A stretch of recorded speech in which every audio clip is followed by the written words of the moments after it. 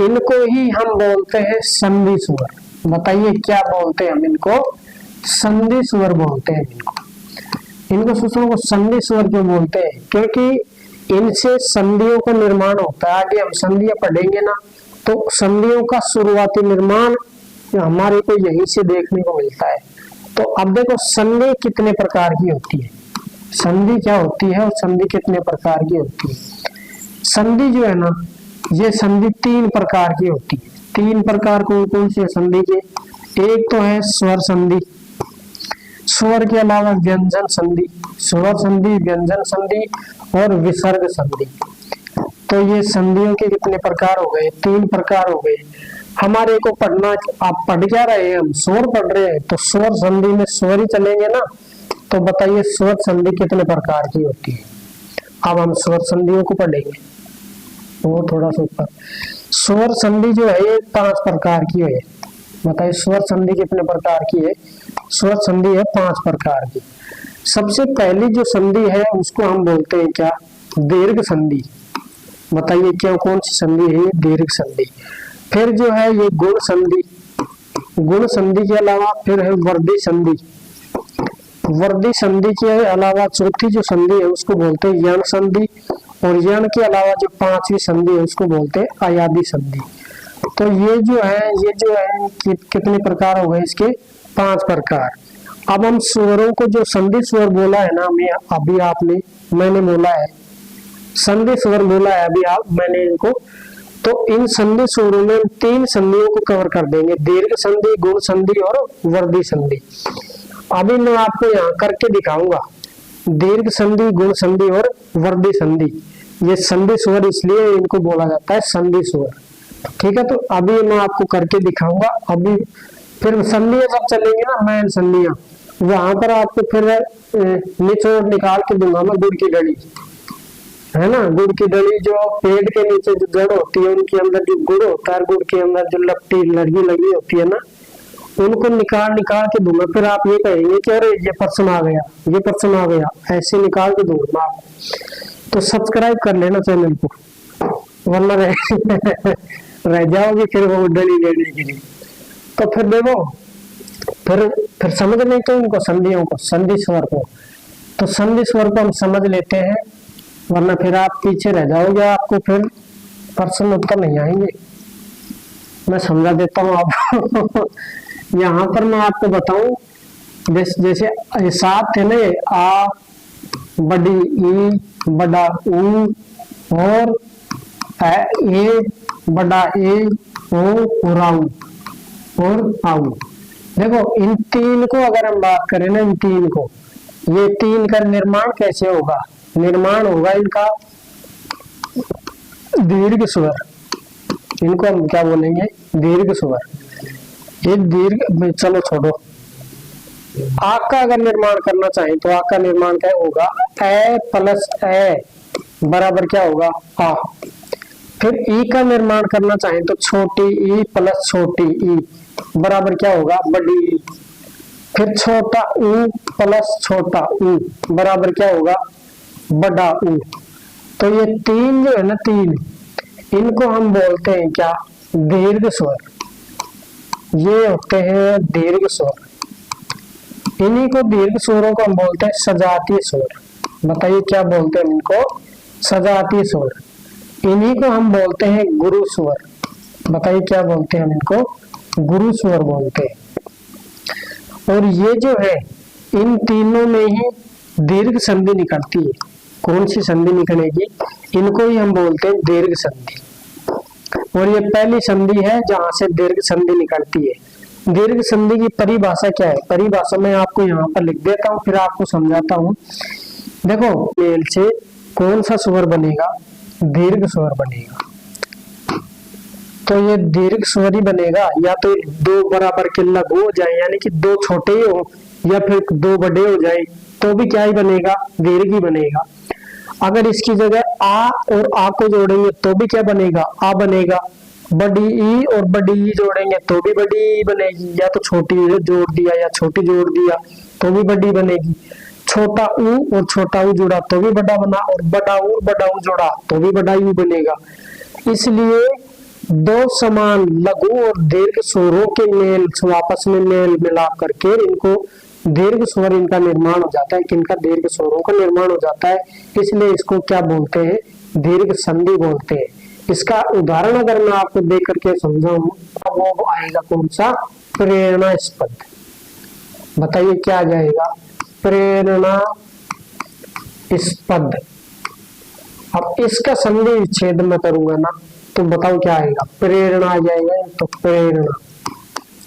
और एक आ जाएगा आस्पद। आस्पद देखो जोड़ो इसको। प्रेरणा, प्रेरणा तो ना बोलेंगे तो ना को बोलो, देखो लास्ट में आ की दबी निकलेगी। प्रेरणा आ निकल रहा है ना, तो यानी कि अणा में लास्ट में किसकी ध्वनि आ रही है? आ प्लस यहाँ पर भी क्या है? आस्पद। आस्पद तो आ प्लस आ मिल करके क्या बन जाएंगे? आ बन जाएंगे। यानी कि दो आ को जोड़ा तो भी एक ही आ बना, तो एक आ को लोप कर देते हैं और फिर ये किसका निर्माण हो जाता है? एक आ गायब हो जाता है, यहाँ पर एक ही आ जुड़ता है तो प्रेरणास्पद हो जाता है। इसलिए इसको क्या बोलते हैं? दीर्घ संधि बोलते हैं। समझ गए? इसलिए बताइए दीर्घ स्वरों से किसका निर्माण हुआ? दीर्घ संधि का। समझ गए? इस बात को लाइक कर देना वीडियो को समझ में आया है तो ये दीर्घ संधि का इसका निर्माण होता है। अब हमारी दो संधियां और बच जाती है, उनका निर्माण और कर देते हैं, क्योंकि तीन तो अक्षर आ गए, सात में से तीन आए तो बचे कितने और अक्षर? चार और बचे। इन चार का भी टंटा काटेंगे। अब देखो आगे से इन चार का टंटा ऐसे काटेंगे, थोड़ी सी आगे चल के इन चार को निपटाएंगे ऐसे। देखो ए प्लस छोटी ई, मैंने अभी आपको बताया ए प्लस ए यानी कि दो बराबर स्वर होंगे, अलग अलग नहीं होंगे, तो फिर वो भी जातीय हो जाएंगे। यहाँ पर मैंने क्या बताया? सजातीय होने चाहिए, एक ही जाति के होंगे ये दोनों। अब वहां पर मैं बात करूंगा विजातीय। एक तो ए आ गया, फिर ये ई आ गया, फिर ये बना क्या? ए और ई मिलकर के क्या बना? छोटा ए बन गया। अब इस छोटे को यहाँ पर घुसेंगे ना इसमें, तो ए के साथ में छोटा ए घुस दिया तो फिर ये किसका निर्माण करेगा? बड़ा ए का निर्माण करेगा। समझ गए? अब ए के साथ में छोटा ऊ को घुसा ना तो किसका निर्माण करेगा? ओ का निर्माण कर देगा ये। और ए के साथ में अब उस ओ को इधर घुसेंगे तो फिर ये कौन से का निर्माण करेगा? ये आऊ का और निर्माण करेगा, आऊ का। ठीक है, तो देखो मैं आपको बता देता हूं यहाँ ए प्लस ई। तो देखो एक मैं आपको बताऊं, ये जो है एक तो ये ए प्लस ई और एक है ए प्लस छोटा ऊ, यानी छोटी ई और छोटा ऊ, ये दोनों हम मिलकर के और कौन सी संधि बनाएंगे? ये बनाएंगे गुण संधि। अब गुण संधि कैसे बनाएंगे उसको आप ध्यान देना। देखो गुण संधि का निर्माण जब होगा तो वो कैसे होगा? गुण संधि का निर्माण ए या तो ए या आ, इन दोनों के बाद में, जस्ट बाद में, इन दोनों के जस्ट बाद में प्लस में क्या आए? इन दोनों के बाद में आए या तो छोटी ई या छोटा ऊ, रीड सी आ जाए। ठीक है, तो किसका निर्माण? ये दोनों मिल करके जब इसके साथ क्रिया करेगा तो यहाँ पर क्या बना देगा? ये यहाँ पर ये बना देगा ए, और जब ये इसके साथ में क्रिया करेगा छोटे ऊ के साथ में तो यहाँ पर क्या बना देगा? ये बना देगा ओ, और जब ये क्रिया इसके साथ में करेगा री के साथ में तो यहाँ पर ये कौन सी क्या बना देगा? ये बना देगा अर। ठीक है, तो ये कौन सी संधि के उदाहरण है? ये है गुण संधि के उदाहरण। ठीक है, तो ये गुण संधि के उदाहरण है, इसको आपको ध्यान में रखना है। तो ये है गुण संधि के उदाहरण। इसके अलावा अगर हम बात करें तो ये बच गए एक तो ए प्लस ए, तो ये हो गया बड़ा ए, और ए प्लस ओ ये हो गया क्या? आऊ। तो ये दोनों ही किसका, कौन सी संधि का उदाहरण है ये? वर्दी संधि का। ये बताइए कौन सी संधि का उदाहरण है? वर्दी संधि का उदाहरण है ये दोनों ही। कैसे भाई? जैसे देखो, ए या आ के साथ में दो क्रियाएं होंगी, या तो छोटा ए आई या फिर बड़ा ए आई, तो भी क्या ये होगा? बड़ा ये होगा। या तो छोटा ए आ जाए या फिर बड़ा ए आ जाए, तो क्या होगा रिजल्ट में? बड़ा ये होगा। या फिर ए या आ के साथ में ओ आ जाए या फिर आऊ आ जाए, तो रिजल्ट में क्या निकलेगा? आऊ ही निकलेगा, क्योंकि यहाँ पर आऊ ही माना जाएगा। ए या आ के साथ में या तो ओ आ जाए या आऊ आए, तो भी क्या होगा? आऊ आएगा। और ए या आ के साथ में या तो छोटा ए आए या बड़ा ए आए, तो भी क्या होगा? बड़ा ए ही होगा। तो यहाँ पर मैं उदाहरण देकर के आपको समझाने की कोशिश करूं, तो जैसे सदा प्लस एव, सदा प्लस एव, तो सदा आ निकल रही है ना ध्वनि लास्ट में, तो सदा आ निकल रही है, तो आ प्लस ए, तो या तो ए आए या तो ए या आ, इसके जस्ट बाद में ए आ जाए या तो छोटा या बड़ा, तो भी बड़ा ही होगा ना, तो इसलिए सदैव आएगा। इसका सही जवाब, सही इसका संधि करेंगे यानी कि इसको मिलाएंगे, तो क्या होगा? सदैव।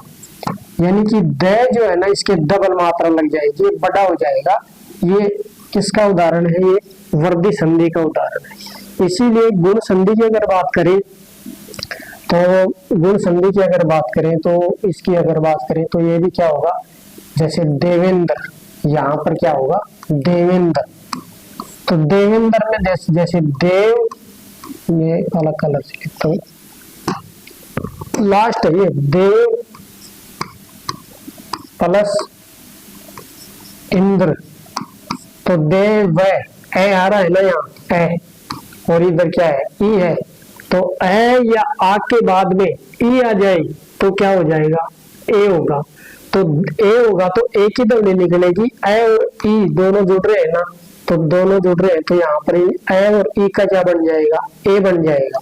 तो देवे ए आएगा, देवेंद्र, इसलिए ये क्या बना है? देवेंद्र बना है। तो ये कौन सी संधि आ गई? गुण संधि। और ये क्या हो गई? वर्दी संधि।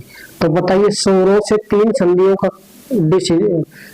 कंटा कटा का नहीं, अब 3 संधियों का कंटा कट गया ना, तो अब 2 संधियां और बची हैं, उनको हम अगली नेक्स्ट क्लास में देखेंगे। यानी कि संधियां जब चलेंगी ना, तब उनको बढ़िया निचोड़ निकाल के बताएंगे। ये तो मैंने आपको स्वर समझाए हैं, इनको भाई संधि स्वर इसलिए बोला जाता है क्योंकि ये इनमें संधियां होती। ठीक है, अब मिलते हैं फिर किसी नेक्स्ट और धमाकेदार वीडियो के साथ में। वीडियो को लाइक कर देना, चैनल पे पहली बार जुड़ रहे हैं तो सब्सक्राइब कर लेना। मिलते हैं फिर धमाकेदार टॉपिक के साथ। Bye bye.